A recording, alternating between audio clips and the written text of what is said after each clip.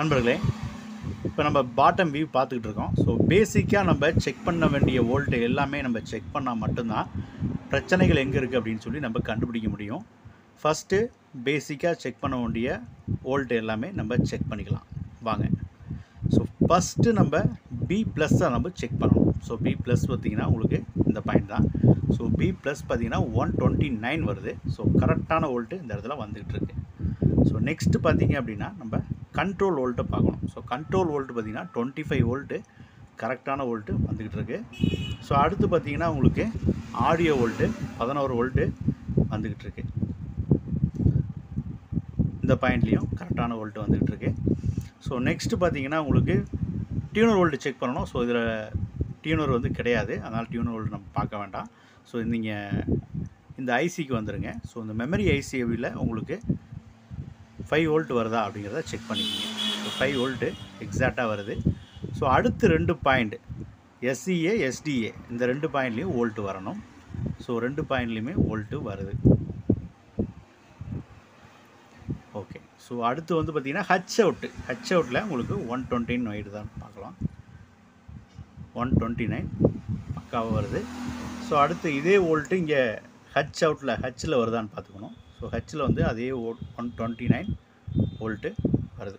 So நம்ம பேசிக்காக check பண்ண வேண்டிய வோல்ட்டை செக் பண்ணிட்டோம். ஸோ இப்போ வந்து பார்த்திங்கன்னா இதுதான் வெர்டிக்கல் ஐசின்னு சொல்லுவோம். இந்த வெர்டிக்கல் ஐசியில் வோல்ட்டு வருதா அப்படிங்கிறதையும் செக் பண்ணிக்கலாம். ஸோ வெர்டிக்கல் ஐசிலையும் வோல்ட்டு வருது.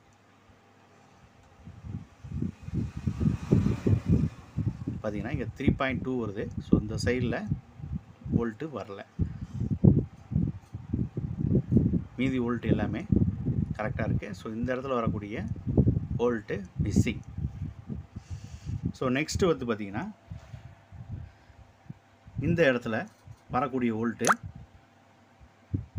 வரணும். ஸோ இதில் ஏதாவது வோல்ட்டு வருதா அப்படின்னு பார்க்கணும்.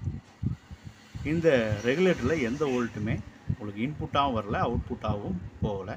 ஸோ இந்த ரெகுலேட்டரில் பார்த்திங்கன்னா எந்த வோல்ட்டுமே இன்புட்டாகவும் வரல, அவுட்புட்டாகவும் வரல. ஸோ இந்த ஐசிக்கு இந்த இடத்துக்கு தேவையான வோல்ட்டு இங்கேருந்து தான் நமக்கு எடுத்திருப்பாங்க. ஸோ நேராக வந்து கண்ட்ரோல் வோல்ட்லேருந்து நேராக இந்த இடத்துக்கு வந்துட்டு இந்த இடத்துலேருந்து தான் நமக்கு வந்து வோல்ட்டு பிரியுது. ஸோ இந்த இடத்துல இருக்கக்கூடிய டிரான்சிஸ்டரை நம்ம செக் பண்ணணும். ஸோ இந்த இடத்துல பார்த்திங்கன்னா 2 டிரான்சிஸ்டர் போட்டிருப்பாங்க. இந்த இடத்துல ஒன்று, இந்த இடத்துல ஒன்று. ஸோ இந்த இடத்துல இன்புட் பாயிண்ட், சென்டர் பாயிண்ட். சென்டரில் 10 வோல்ட் வருது உங்களுக்கு.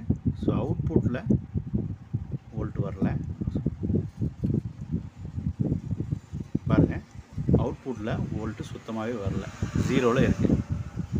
ஸோ அடுத்த டிரான்சிஸ்டர்லேயும் உங்களுக்கு வோல்ட்டு அவுட்புட்டில் வரல, இன்புட்டில் 10 வோல்ட் வருது.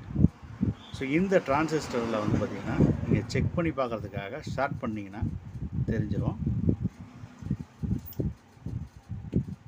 பார்த்திங்கன்னா உங்களுக்கு டிரான்சிஸ்டரை ஸ்டார்ட் பண்ணும்போது உங்களுக்கு 5 வோல்ட் அவுட்புட் போகும்போது கிட்ட வந்து ஆன் ஆகுது.